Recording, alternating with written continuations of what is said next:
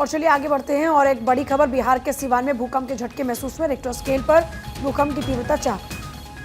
और देखिए बड़ी जानकारी है, सुबह 8:02 पर ये भूकंप के झटके महसूस किए गए हैं और सिवान में ही भूकंप का केंद्र था। आपने देखा दिल्ली में सबसे पहले सुबह सुबह लगभग 5:36 के आसपास ये भूकंप के झटके महसूस किए जाते हैं और दिल्ली के आसपास से लगे हुए जितनी भी सीमाएं हैं वहां पर महसूस किए जाते हैं भूकंप के झटके। और अब ये जानकारी है कि 8:02 पर एक बार फिर भूकंप के तेज झटके महसूस किए गए बिहार के सिवान में, जहां पर भूकंप के झटके महसूस किए गए हैं। प्रीति, बिल्कुल। और देखिए सुबह सुबह क्योंकि हम जिक्र भी कर रहे थे कि किस तरीके से दिल्ली एनसीआर में भूकंप के झटके महसूस किए गए थे, उसके बाद अब बिहार के सिवान में भी भूकंप के झटके महसूस किए गए हैं। रिक्टर स्केल पर भूकंप की तीव्रता 4 रही है। तो ये बड़ी खबर आपको बता रहे, सुबह 8:02 पर भूकंप के झटके महसूस किए गए।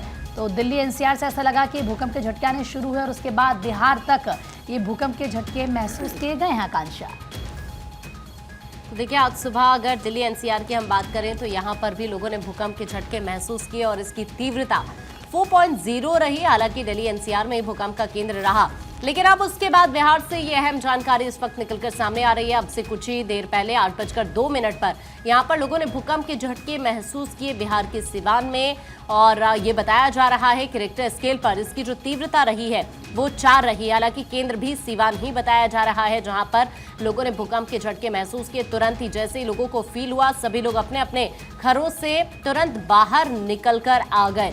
हालांकि अभी किसी तरह के कोई जान माल के नुकसान की जानकारी नहीं निकलकर सामने आई। और जैसा हम बता रहे हैं आपको लगातार अभी भी हमने बताया, एक बार फिर से आपको बता देते हैं कि सुबह सवेरे दिल्ली एनसीआर में भूकंप के झटके महसूस किए गए थे। और जैसा हमने 4.0 अभी तीव्रता भी बताई और सेम सिवान में भी 4 ही बताई जा रही है। और उसके डेप्थ का भी हमने जिक्र किया था कि जमीन से 5 किलोमीटर ही उसकी डेप्थ थी। तो जाहिर सी बात है, पहले दिल्ली एनसीआर में भूकंप के झटके महसूस किए गए और उसके बाद 8:02 पर सिवान में भूकंप के झटके महसूस किए गए। पलक, बिल्कुल तमाम जो लोग हैं उनकी प्रतिक्रियाएं भी हमने सुनाई थी कि एक के बाद एक प्रतिक्रियाएं सामने आ रही थी। लोग डरे हुए थे, सहमे हुए थे और इस बात से डर में थे कि कहीं एक बार फिर से ना उनको इस तरीके के झटके महसूस हों। और ये कहा भी गया कि अगर ऐसी कुछ स्थिति बनती है तो आप खुले स्थान पर पहुंच जाएं। कुछ कह रही और पीएम ने तो बकायदा इसको लेकर ट्वीट भी किया था कि आफ्टर स्टॉक्स के लिए भी लोग सतर्क रहें, अलर्ट रहें, कि क्योंकि हमने देखा है कि क्या होता है पूजा जी, अक्सर भूकंप आता है उसके बाद फिर से झटके महसूस किए जाते हैं। कई बार वो ज़्यादा खतरनाक हो जाते हैं,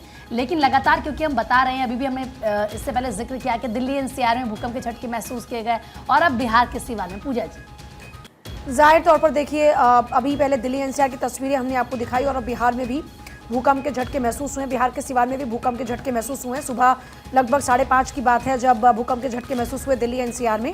4.0 की तीव्रता का भूकंप था।